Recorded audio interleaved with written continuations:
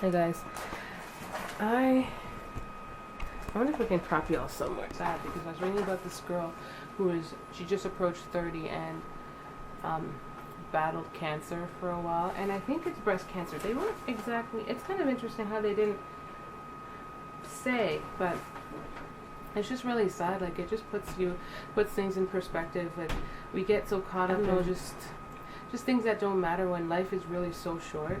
Life is really so short. I don't know. It just puts it.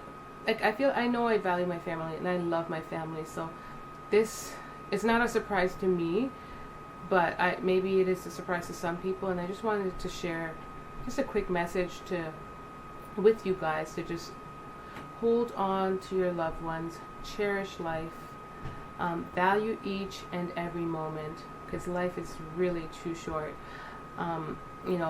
She's a young girl, she's 30. I guess people have always died from cancer and AIDS and stuff like that at a young age. It doesn't faze anyone. There are young kids who are battling cancer, and I'm just going to ask you, whoever you are, to just keep them in your prayers.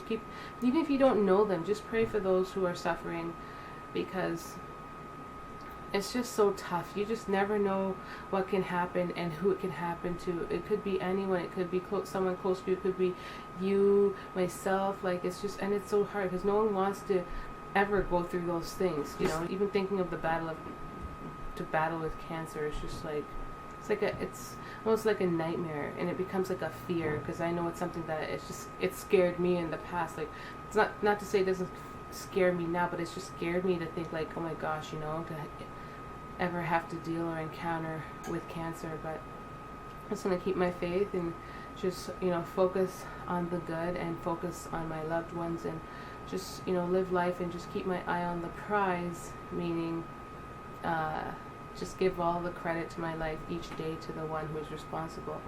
And yeah, that's where I'm at. The other scenario too took place about last week when I had gotten into an accident. I didn't go in depth about it at any time, I don't think, but on that day too, it was kind of tough because we had gotten into a bit of a little banter, feud, I don't know, a little argument. It was something so stupid, and I had chosen to just I ended up watching movies in mixed room on the bed because y'all know they still camp out into one room. They do. And I was watching movies in there to the point where I just felt exhausted, and I had just laid there, and because I was already so annoyed anyways, I was like, let me just pass out, let me just sleep in here. And I slept in there, and hubby woke up, and we were already so annoyed, so I didn't greet each other like we typically do. We have this thing where we greet each other and say I love you all the time. Every morning before he goes to work, he gives me a kiss, and we say, we love you. I tell him to drive safe. When he gets there, he gives me a call, and I know he's there, and it gives me peace of mind. And we call each other, we touch base throughout the day, and just stuff like that. So it's really important we do that all the time. But every now and again when we get annoyed with each other, then it's just like, oh. And that day I felt annoyed because he didn't say bye, and I even called and said, what happened? How come you didn't, regardless of what happened or how annoyed we were with each other, we shouldn't have changed that. Yeah, I was just thinking, like, no matter what we've gone through that day, or whatever it is, like, we should never have gotten to that point where we just didn't say bye to each other. And guys, would you know that it's the same evening that he was coming home that he got hit by that truck?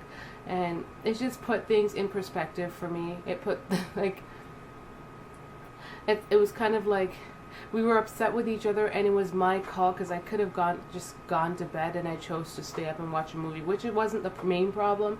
It was a problem that I didn't bring myself to bed and just be there, and I felt like it kind of sent him the wrong message in a sense that I was either just still mad or whatever. So he just kind of, he wakes up really early, and he said he didn't want to wake me up, but he knows that I'm going to feel a certain type of way, and we were, how, if you're a married couple, if you're in a relationship, I'm keeping it really candid because this does happen. It really does.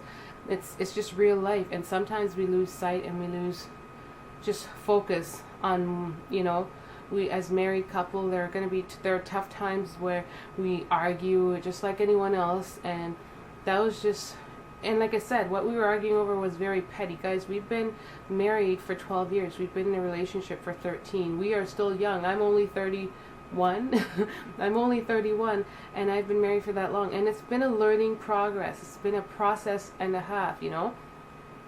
So, yeah, it just so happens that the day when he left and was in that scenario, it's the very day when he got hit, his vehicle got hit by a transport truck. Guys, can you imagine? Like, I'm just so thankful that he didn't get hurt or nothing happened, because things could have been very, very different, right?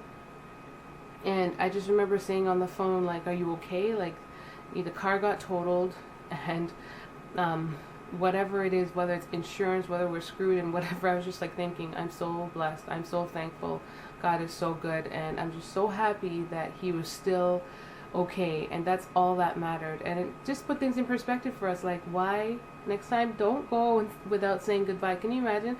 It could have been like the last time I may have seen him, because and just to think that we were in a fight the night before. So anyways, with that being said, reading the paper just now on this girl's story, just like, it just makes you realize that life is really so short, and that you just never know.